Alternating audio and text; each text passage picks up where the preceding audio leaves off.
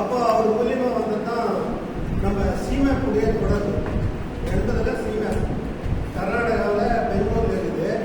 அங்கே போய் என்ன பண்ணுறோம், இந்த பாம்போஸ் விதை வாங்கி வந்தோம்னா வந்து நம்மளுக்கு வந்து ஒரு தப்பா பயிர் வச்சுட்டோம்னா ஒரு 4-5 வருஷம் 2 மாதத்துக்கு ஒரு தப்பா கூட இந்த நோய் தாக்குதல் கிடையாது, திரும்ப உழவு போடுற வேலை கிடையாது.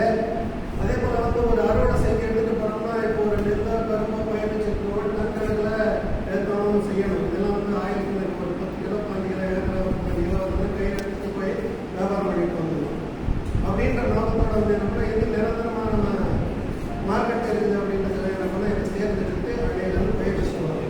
இன்னை வரைக்கும் சிங்கப்பூர் தொடர்பாக அந்த என்னென்ன பயிர்கள் இதில் புதுசாக வெளியிடுறாங்க, பாம்போசா, சிலோன் சிட்னல்லா, ஜாவா சிட்னல்லா, மறிக்குழந்து,